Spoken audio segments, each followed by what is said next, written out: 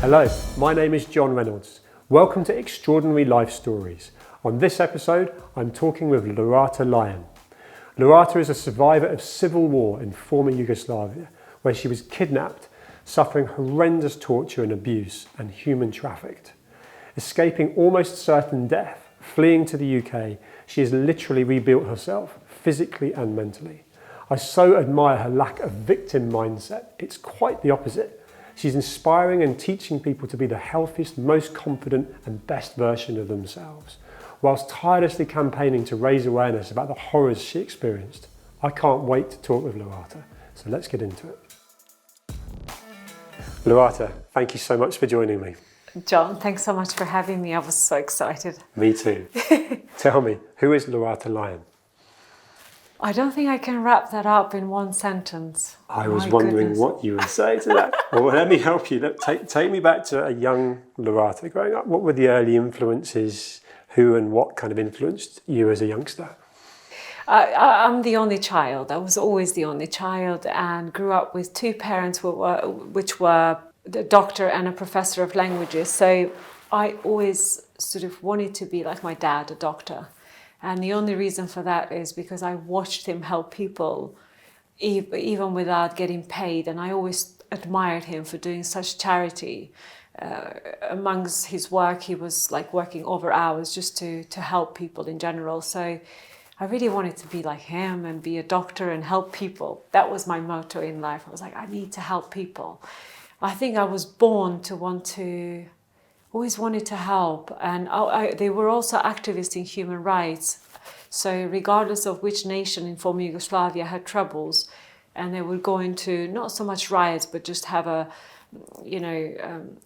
against their will or whatever was going on, my dad and my mum always supported the majority that was struggling with whatever they were struggling, and so they stood for human rights. Yeah. And I always thought that was quite patriotic in a way, even though they weren't from any kind of ethnicity that they were supporting. The way they stood up for the people inspired me so much. I thought it was just such a hero kind of way to go about it. Yeah. Yeah. There's a real empathy there, isn't there? There's a real connection where you want to give back to, human society, if you like, which actually is crushing to say that because, of course, fast forwarding through still really young years to 17-year-old Lorata, you had that snatched away from you. So, John, looking back at the 17-year-old with loads of dreams, I wanted to be a doctor, as I mentioned, and the chances were very limited because we went through war. The war in Yugoslavia started really quite much earlier than when I was 17. But by the time I reached 17, when most children or adults now can go back thinking what they were thinking at that time, is basically what is it that we want to do with our life. I didn't have chance to decide what I wanted to do with my life. It was taken away from you. It was completely shattered. My dreams were shattered. And war hit us quite badly. We got singled out as a village to be massacred, same as has been the massacres in Bosnia and so on. To have survived that night of being singled out as the biggest Muslim village to be massacred, because my parents lived there, they were working, so we were amongst all the villagers. It was really quite life-changing for us. It shattered many people's dreams, just not just my own. It was a lot of people there with dreams and hopes, and it was just completely taken away. So from then on, my life was never the same again. It was all about running for our lives, basically. Surviving. So, which is a big theme of your life, but in context of surviving, to be able to do that, from ultimately surviving the massacre, you were kidnapped. I was, yeah.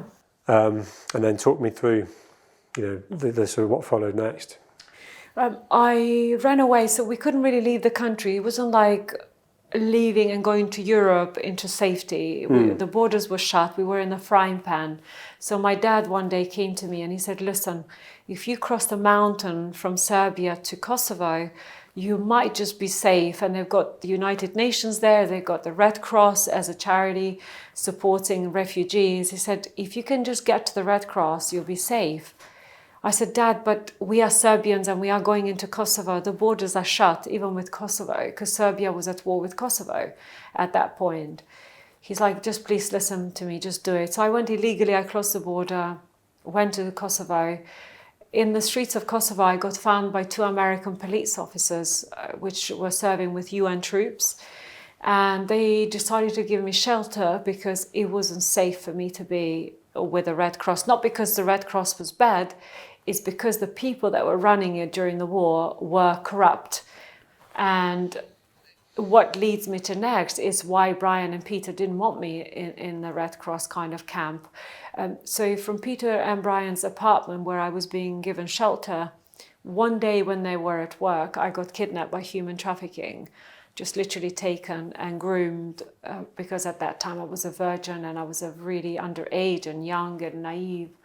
So during the process of abuse, they found out that I was a virgin young girl, and they decided to groom me and sold me to the highest bidder. So they prepared me for my transport. And did you know this was going on? Yeah, because I speak Albanian fluently and I speak Serbian fluently, and they were communicating with me. So I was made to watch a lot of the acts. And it was, which actually it does bother me sometimes, more so than not, because sometimes you don't even feel sorry for yourself anymore. It's just what you witness that stays with you. Sorry. So I witnessed a lot. I know.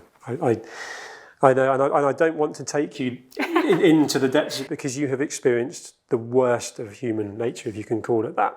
And from being human trafficked, you've had unbelievable abuse, and you've had to, ultimately, from coming out of that, as we sit here now, you've had to rebuild physically and mentally. I mean, you were, by the time you finally escaped, and I know I'm skipping through here. I know.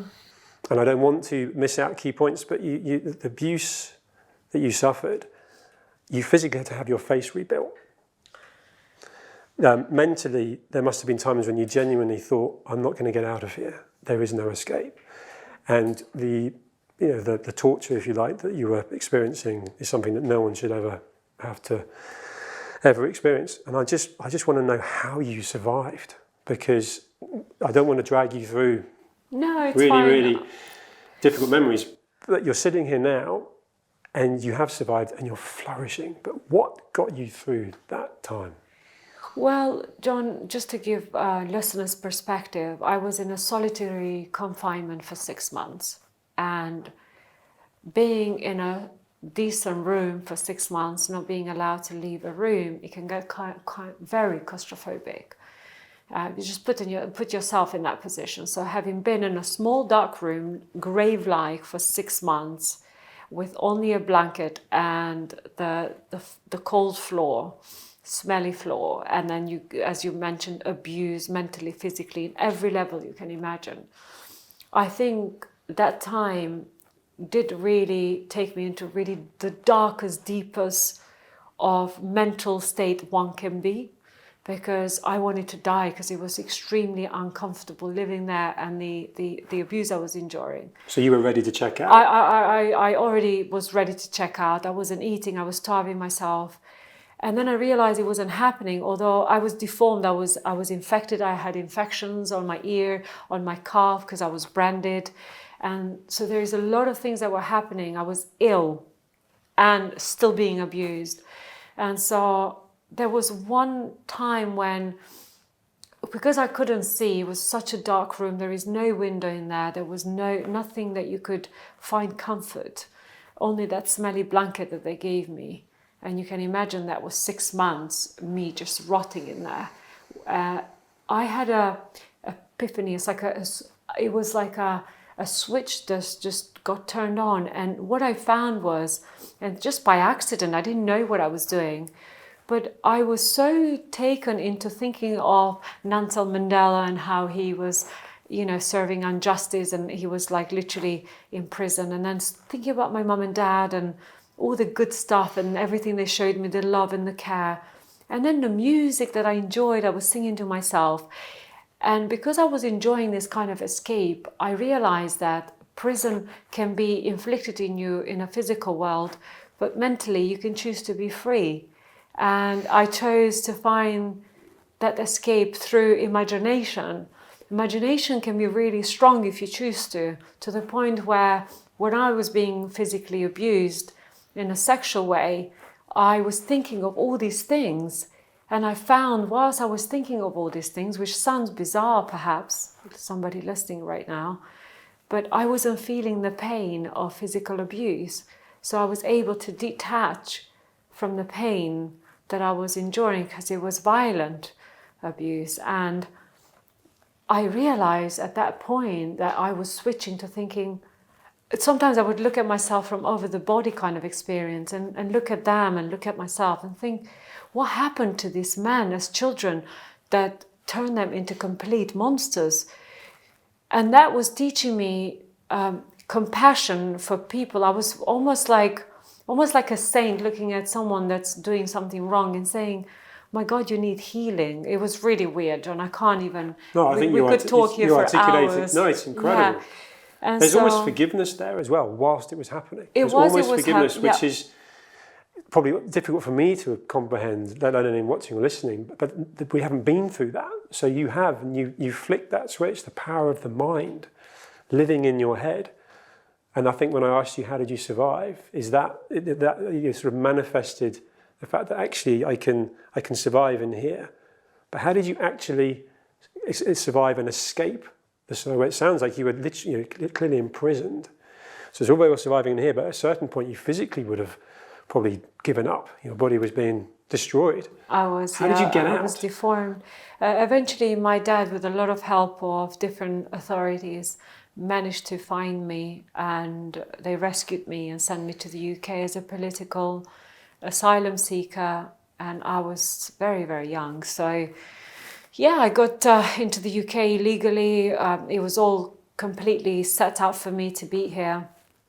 And then I'm really grateful to the British government for what they did for me specifically, giving me the right to remain in the country immediately, giving me housing, giving me all the help that I needed with the doctors, with psychiatrists, everything.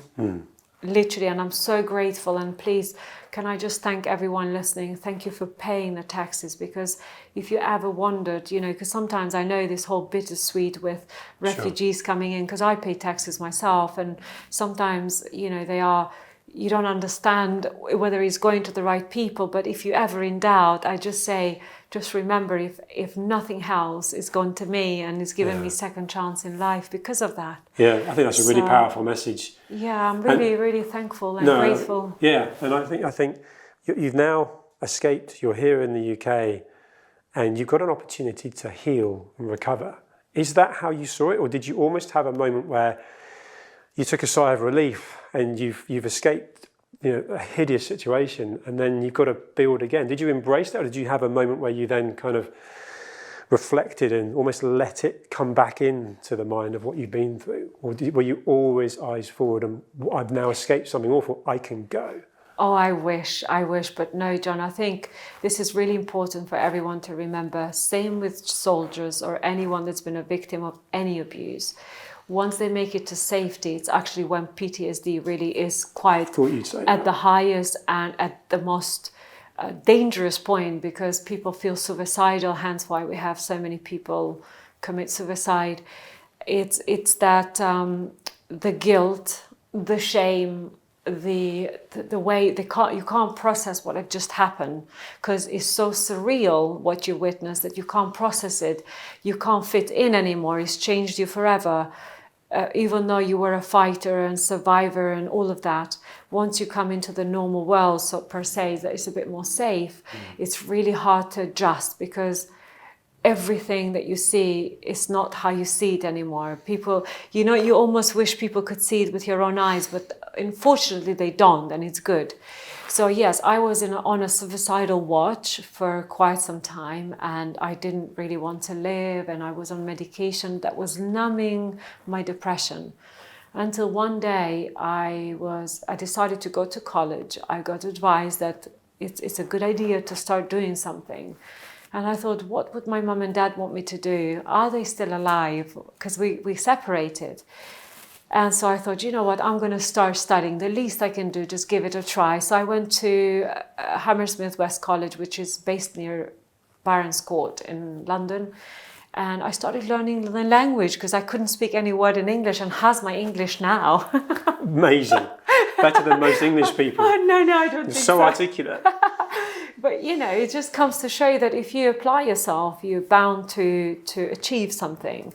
So I went to school, put my head down, wasn't speaking to anyone from home or anyone that I met that spoke Albanian, Serbian. I just literally didn't want anyone to know who I was, what I was. I wanted a complete change of identity. I was so embarrassed what had happened to me. I was so guilty, and I felt so many different feelings that I can't put it into words. And then I discovered gym at the college, and I was going to the gym and doing the cross trainer. And so I started somehow feeling good about it. It became my ritual, and I wouldn't miss every day I was in the gym for 10 minutes, 15 minutes. And that's when I realized there is a way to feel good about stuff, starting with healthy eating, because I had to create a relationship with the food again, because I was starved and I was, you know, I wasn't in a good shape with my stomach. And I needed to make peace that I was so deformed, and slowly everything got to be fixed. My nose was so badly broken, couldn't breathe, and so it had to be reconstructed. A lot of things had to be fixed. But I needed to learn to love myself, but I didn't realize what was missing, and that was me loving myself. I've only just learned it most recently to really love myself when I started making little progress in life with forgiving others, managing my anger, because initially I was very angry, and we're talking about 20 years ago. So a lot of those things I had to learn. I had to be normal again, because everything was irritating me, and I was like, why are people always complaining about the weather? They don't understand what it means to be in a solitary confinement for 6 months. So that was going through my mind. Whereas now it's like, I see it differently. I'm like, look, people are allowed to complain about the weather. It's okay to complain about your life. It's okay. But as long as you don't let it take over, I much rather advise people to not complain and just say, I'm grateful, I'm lucky, it's a great day, even when it's not. And what could I do amazing today? Because it changes your mindset. But for me then, it was like, why is everybody complaining? This is so funny. It was one of my questions or things I want to talk about is, particularly it seems like in England at the moment, everyone's moaning about something. It has been an awful winter for the weather. It's been a topical thing. There's cost of living crisis. And we've all got our own issues and things to deal with.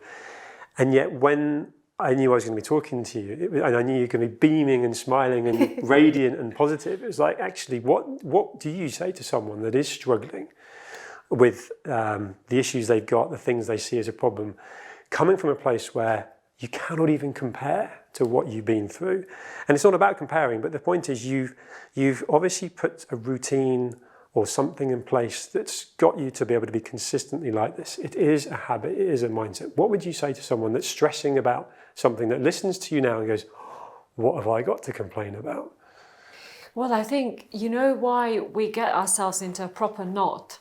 Sometimes we think it's external. And yes, sometimes it's, we can't avoid it.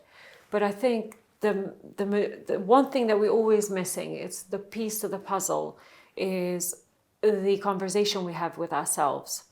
So the inner voice. The inner voice, and it's always talking like 24 hours. When you're sleeping, it takes you places, or as soon as you wake up, it just attaches immediately to what happened yesterday. So I have this ritual. When I go to bed, I just think of all the good stuff about. I literally refuse to think about anything that remotely was negative or whatever, or didn't go my way. I just think of all the amazing stuff. And I know it sounds cliche, but honestly, it really works. Then it helps me with how I dream. Because let's just take an example. If I was to reflect back on having a bad day, then when I'm sleeping, I'm immediately going back to my little room when I was taken, and it's so loads of nightmares. But I've noticed since I've changed the way I think before bed, So I think of good stuff, and I'm grateful my kids are healthy. It was such a good day. I met John today. What a wonderful interview, you know. And you take these things for granted. You think, but it was only an interview. No, it was a really positive interview. You managed to share your content. You managed to share some goodness with the world. It's another platform to share. So things like that. Or, you know, you go to work, you have a job.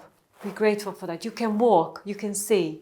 Find the things you can be grateful for. Rather, it's almost like don't water the weeds, water the flowers. Yeah, just things. Which I struggle with. It's that inner voice. Yeah, inner voice. Is what I mean. And I think you've again, I keep using this word articulate, but you've articulated it so well. It can drag you down. And the other thing is, a lot of people can have a victim mindset. Why me? Why did this have to happen to me? I don't get any of that from you, apart from just interestingly the fact that you almost felt guilty for something that was clearly nothing to do with your fault. But that has shifted. That shifted from that moment when you were in your low PTSD moment to right now. There's no victim mindset at all. It's like, you know what? I manage my emotions. I manage my day. Positive. How can I be the best version of myself? So that advice you just given for me is golden, because it does feel like going back to, you know, people I'm talking to sometimes and so on. There's a little bit of like feeling sorry for themselves and I don't know what to do. And it's like you just need to talk to Lorata. Well, look, I mean, not everyone has to go through war, through kidnapping to relate to what I'm saying. We are talking about feelings. Feelings is a universal experience. Hence why when you tell someone, oh, I was in love or I'm in love, they can relate to it. Or I'm in pain, they know, oh, pain. But regardless of what the pain is. So if you, a victim, for example, you just mentioned, you know, you can be a victim. Yes, anybody can be a victim of anything if they choose to. Being a victim is not really a choice, and I keep saying this, it's not a choice. You can fall a victim of an accident on the road, victim of anything, bullying at school, at home, abusive relationship, losing your job. Those are all like little bits of victim that you can be of. But then you can remain as a victim for as long as you want, but it won't get you far. You have to then think, okay, what did it teach me? Because that's how I changed the way I thought about me being a victim of war, a victim of kidnap and abuse. I thought, oh, but what did it teach me? Ultimately, it taught me love and compassion. And that's why I practice it in every day, in every person I meet, no matter how rude they are to me. I stay in this loving energy because I think they need it. If they're being rude to me when I'm completely zen, then they must need the love. Yeah. And then I choose to be a survivor of that. That's why I remain love. I want people to see that love is possible and compassion is possible. Forgiveness is possible. So stay a victim or be a survivor and a thriver. And I'm using that as a fuel to do good. Yeah, you are. And I love the fact that you've been through these atrocious things that happened to you, and yet you haven't lost the love. You haven't lost the faith in human beings, because let's be honest, you know, you could have easily done just how can people do this and treat another human like this? And actually what you've done is you've flipped it full circle. You're helping so many people. You know, when I was regardless of the fact that we'd met and had amazing conversations, before today, if you read anything about you and you look at what you're doing, you're trying to be the best version of yourself so that you can help so many other people, which is amazing, coming from a place of lived experience. And on that, if you were to be able to go back to being 17-year-old Lorata and stop time and not have the kidnapping that led to all the things that happened, and you could live a different life, would you change it? No. Wow. No, because I really don't know who I would be. I don't want to go back and find out. I love whoever I become. I love the lessons. I think life is the biggest university you can ever be in. A long life university, you never stop learning. I love that university for me in a life kind of way was so difficult. It's taught me so much. I'm really grateful. Although I don't have a diploma. But you said it, life's university, right? Life is a university. I've got 2 children growing up. So, you know, for me, a big why behind this program is to inspire them with people like you. Thank you. To watch a half-an-hour program with you talking like this. I mean, you can't learn this in school. The school's got its place.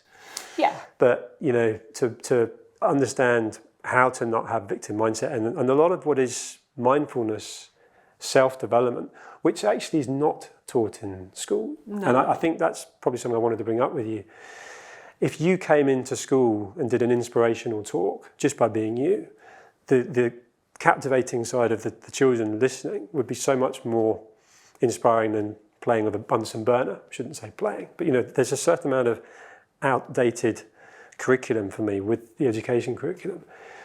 What needs to be done, do you think, early in schools to be able to empower children to feel they have got more confidence in themselves and teach some of what you talk about now that's not being taught in schools? Actually, that's such a good idea, because I was based in Singapore for 5 years with my family, with my husband and 2 kids.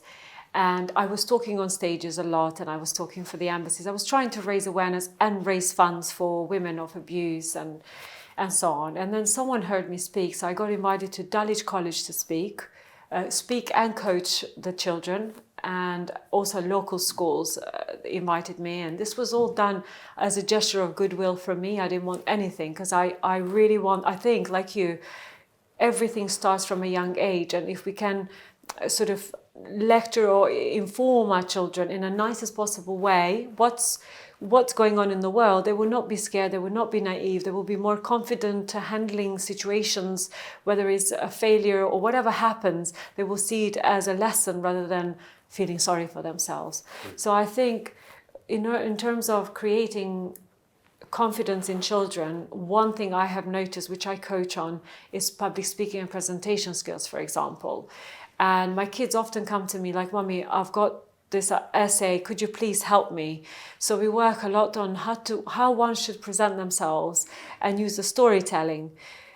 It's not even given this at school. I mean, this should be the main subject. It's such an easy thing, and it's nothing like, you don't have to touch base on my content. But why not also give them my content? I deliver content in a very sensitive way. Children should actually hear that, you can go through war, you can go through because they need to learn new history. It's all about the old history. They don't get books with new history, and I think my book has that. It's not relevant. Do you know, it's so funny you brought the book up, because you're talking about storytelling here. Yeah. You're talking about storytelling. I remember, very few actually, but I remember the talks at school where people were invited to come in and you learnt from, and the people that just talked out of a textbook and so on, you don't remember them. The ones that had a story to tell. You have unbelievable stories to tell, and you tell them really well. And so doing this is great, but you've written a book, Unbroken. Yeah. Why did you write it, and why should somebody read it?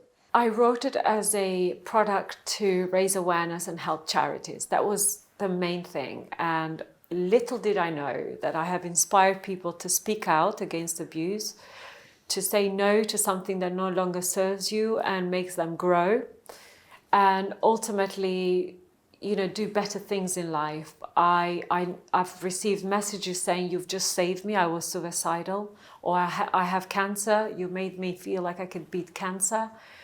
And I didn't know I could reach people in such way. I just thought I was raising awareness for human trafficking. I didn't know I was inspiring people to say no to other things that it was it was hurting them. I mean, if you stop there, that's reason enough to write the book, let alone all the other storytelling and so on, because you're influencing / saving lives, which also answers the question of why they should read it. What's next for you? So it feels like that this person that has just used the word flourishing, and thriving, it feels like there's real ambition flowing off you to still do a lot more alongside the campaigning and so on. But what if you could sort of make anything happen as Lurata Lyon, what would you achieve?